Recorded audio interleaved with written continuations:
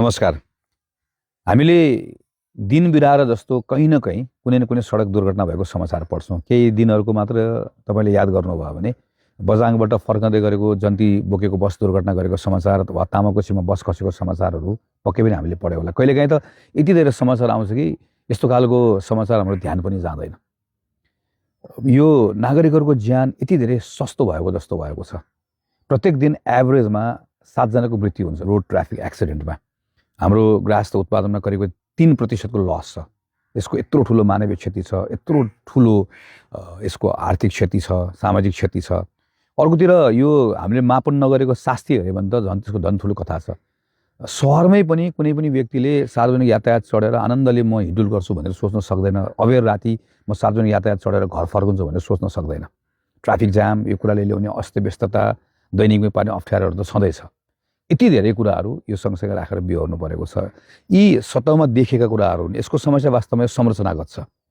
हामीहरूले यो यातायातको क्षेत्रलाई जसरी गभर्न गर्नुपर्ने, यसको नियम कानुनहरू जसरी बनाउनु पर्ने हो, यी क्षेत्रहरूका सन्दर्भमा जोडिएका अरू कुराहरू जसरी ठिकठाक ढङ्गले लिएर जानुपर्ने हो, वर्षौँदेखि यसमा जसरी काम गर्नुपर्ने काम गरेनौँ, जसले गर्दा यति धेरै व्यथितहरू हुन पुगेको छ।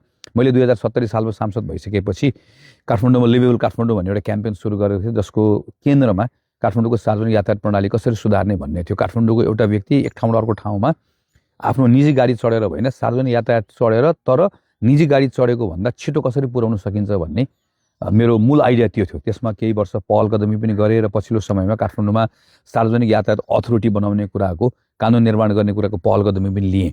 रोड ट्राफिक एक्सिडेन्ट कसरी घटाउन सकिन्छ होला भनेर संसदमा पैरवी गर्ने कामहरू गरेँ, तर साँच्चीकै परिणाममुखी हुन सकेन।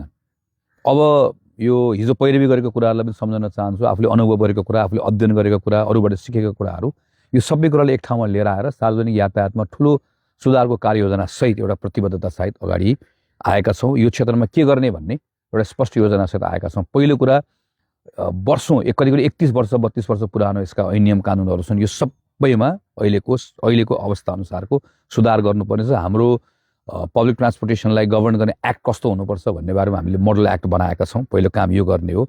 यो एक्टभित्र एउटा शक्तिशाली प्राधिकरणको व्यवस्था गर्ने हो, जुन शक्तिशाली प्राधिकरणभित्र यातायात क्षेत्रको मजदुर पनि, यातायात क्षेत्रको यहाँ श्रमिकहरू त भइहाल्नुभयो, यसको अनर्सहरू, गभर्मेन्ट सबैलाई राखेर गभर्मेन्टको अन्तर्गतमा एउटा अथोरिटी बनाउने। यो अथोरिटीले त्यसपछि यसले पहिला रुट निर्धारण गर्छ, धनगढीमा कसरी चलाउने, काठमाडौँमा कसरी चलाउने, पूर्व कसरी चलाउने र कम्प्लिटली साइन्टिफिक ढङ्गले निर्धारण गरिसकेपछि बल्ल अनि त्यस पछाडि यसमा चाहिने अरू व्यवस्थाहरू हुन्छ। रिसोर्सको ग्याप हुँदै गर्दाखेरि पब्लिक प्राइभेट पार्टनरसिप मोडलमा जाने, यो र अरू खालको फन्डिङ मेकानिजमहरू जाने कुराहरूको सन्दर्भमा पनि हामीले डिटेलमा यसका सन्दर्भमा स्टडी गरेका छौँ। तेस्रो कुरा भनेको, अर्को महत्त्वपूर्ण कुरा भनेको, काठमाडौँ जस्तो ठुल्ठुलो सहरहरूमा चाहिँ मास ट्रान्जिटलाई नै यसको मूल हाम्रो यातायात प्रणालीको केन्द्रमा राख्नुपर्छ। जस्तो यो टिकटिङहरू एकीकृत गर्ने, त्यसै गरिकन चाहिँ पार्टनरसिपमा चाहिँ पब्लिक ट्रान्सपोर्टेसन चलाउने। काठमाडौँमा अहिले नै पनि एउटा अथोरिटी छ। अब एउटा सेन्ट्रल अथोरिटी बनाइसके पछाडि यसलाई योसँग कसरी मिलाएर लिएर जाने यो पनि हेर्नुपर्ने छ। एउटा महानगरपालिकाले एउटा, अर्को महानगरपालिकाले अर्को गरेर यस्तो ठाउँहरूमा सार्वजनिक यातायात चल्नै सक्दैन। यसलाई एकै ठाउँ लिएर आउनुपर्छ। टिकट प्रणाली एउटै बनाउनुपर्छ। रुटको सिस्टमलाई एकै ठाउँ ल्याएर हेर्नुपर्ने हुन्छ। यो कसरी गर्ने यसका बारेमा पनि एउटा सोचाइ छ। यसपछि अर्को कुरा भनेको यो रोड सेफ्टीको कुरा जुन छ, यसलाई एउटा एकदमै ठुलो प्राथमिकता दिने। यसको एउटा कार्ययोजना छ, तर कार्ययोजना एकदमै फितलो ढङ्गले मात्र कार्यान्वयन भएको छ। र यसलाई फेरि एउटा यो साइलोजमा कुनै एउटाले मात्र गर्छु भनेर हुँदैन। यसमा लोकल गभर्मेन्ट आउनुपर्छ, गभर्मेन्टको सुरक्षा निकायहरू आउनुपर्छ, स्वास्थ्य मन्त्रालय आउनुपर्छ।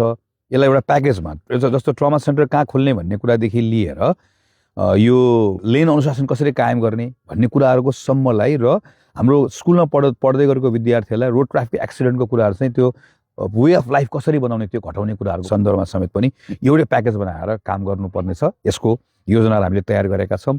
र यसपछिको कुरा भनेको टेक्नोलोजीको प्रयोग। यो रोड ट्राफिक एक्सिडेन्ट कम गर्नको लागि र सार्वजनिक यातायातको क्षेत्रमा व्यापक रूपमा सुधार गर्न, नागरिकलाई सजिलो बनाउनका निम्ति अर्को काम गर्ने भनेको टेक्नोलोजीको प्रयोग। टेक्नोलोजी लग्जरी ठान्नुहुन्न, यसको म्यासिभ युज गर्नुपर्ने छ। यसमा अर्को हामीले काम गर्नुपर्ने छ। र यो सँगसँगै अर्को काम भनेको यातायात क्षेत्रमा काम गर्ने जति पनि श्रमिकहरू छ, सामाजिक सुरक्षाको छाताभित्र लिएर जाने र यसलाई एकदम मर्यादित पेसा बनाउने। यो हेर्दा सामान्य कुरा त लागे तापनि यो पेसालाई मर्यादित बनाउन साथै यो अनुशासित हुन्छ। अनुशासित हुँदै गर्दाखेरि यसबाट हुने दुर्घटनाहरूको न्यूनीकरण कति हुन्छ र सार्वजनिक यातायात कसरी लोभलाग्दो बनाउन सकिन्छ भन्ने कुरा हाम्रो अध्ययनहरूले पनि देखाएको छ, बाहिरको अध्ययनहरूले पनि देखाएको छ। यी लगायतका यस्ता थुप्रै कामहरू हामीहरू गर्न चाहन्छौँ, जसको हामीले लिपिबद्ध पनि गरेका छौँ, क्रमबद्ध पनि गरेका छौँ। किनकि हामी के कुरामा कमिटेड छौँ भने हाम्रो सहरहरूमा चिल्ला सडकहरू बनाउने होइन, यो नागरिक मैत्री हुनुपर्छ।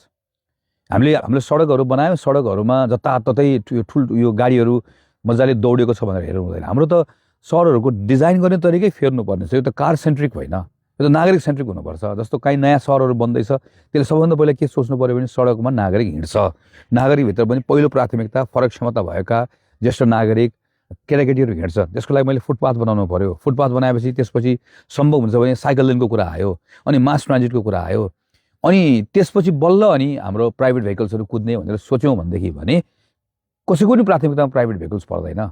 सम्पूर्ण मान्छेले पनि पब्लिक ट्रान्सपोर्टेसन चढ्ने अवस्था बनाउन सक्ने कुरा पो एउटा हामीले सोच्ने कुरा हो त, न कि कमजोर मान्छेले वा आर्थिक क्षमता कम भएको मान्छेले जबरजस्ती प्राइभेट भेहिकल चढ्नुपर्ने कुराहरूको हुनुपर्ने बाध्यता जुन हामी बनाउन खोज्दैछौँ, यो डेभलपमेन्टको मोडल ठिक छैन। पब्लिक ट्रान्सपोर्टेसनको बारेमा सोच्ने तरिका हामीले बदल्नु पर्नेछ। त्यो बदलिएको सोचसहित सिङ्गो नेपालको पब्लिक ट्रान्सपोर्टेसन कसरी ठिक बनाउने भन्ने एउटा सोचाइका साथ आएका छौँ। किनकि हामी यात्रालाई शास्ति होइन, यात्रा गर्ने कुरा भनेको एउटा आनन्दको विषय हो, मेरो अधिकारको विषय हो भन्ने कुरालाई स्थापित गर्न चाहन्छौँ। धन्यवाद। नमस्कार। जय नेपाल।